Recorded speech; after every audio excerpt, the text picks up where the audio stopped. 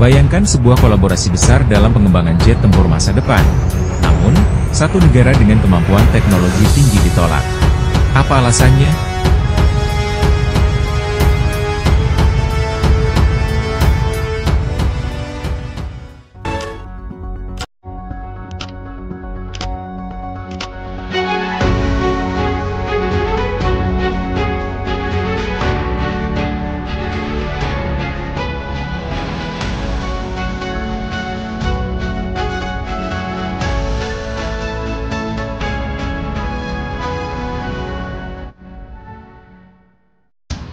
Halo semuanya. Di video kali ini, kita akan membahas alasan dibalik penolakan Indonesia terhadap Israel yang ingin bergabung dalam proyek pengembangan jet tempur KF-21 Boramai.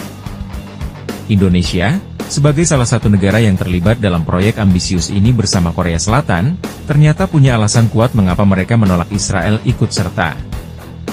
Penasaran? Simak terus! KF-21 Boramai adalah proyek bersama antara Korea Selatan dan Indonesia untuk mengembangkan jet tempur generasi 45 yang canggih. Proyek ini menjadi sangat penting bagi kedua negara dalam memperkuat kemandirian militer. Tapi, di balik ambisi ini, ada isu geopolitik yang muncul ketika Israel menunjukkan ketertarikannya untuk bergabung. Israel, dikenal dengan kemajuan teknologinya dalam industri pertahanan, menawarkan berbagai keuntungan dalam pengembangan jet tempur ini. Kemampuan teknologi Israel dalam avionik dan sistem tempur memang diakui dunia. Namun, mengapa Indonesia langsung menolak? Sikap Indonesia terhadap Israel sudah lama diketahui. Indonesia tidak memiliki hubungan diplomatik dengan Israel, sebagai bentuk dukungan terhadap perjuangan Palestina. Kebijakan luar negeri Indonesia berfokus pada solidaritas dengan negara-negara Muslim, termasuk menolak kerjasama militer dengan negara yang secara politik bertentangan dengan prinsip-prinsip ini. Bagi Indonesia, isu moral dan solidaritas internasional sangat berpengaruh, terutama dalam hal-hal yang berkaitan dengan hubungan internasional. Oleh karena itu, meskipun dari segi teknologi Israel bisa memberi kontribusi besar, Indonesia tetap berpegang teguh pada prinsipnya. Apakah penolakan ini berdampak pada kelangsungan proyek KF-21? Meskipun penolakan terhadap Israel ini tidak mempengaruhi kerjasama Indonesia dengan Korea Selatan, tentu saja ada peluang yang hilang. Dengan kemampuan teknologi Israel, proyek ini bisa saja berkembang lebih cepat dan lebih canggih. Namun, Indonesia yakin bahwa proyek ini tetap bisa berjalan lancar tanpa kehadiran Israel.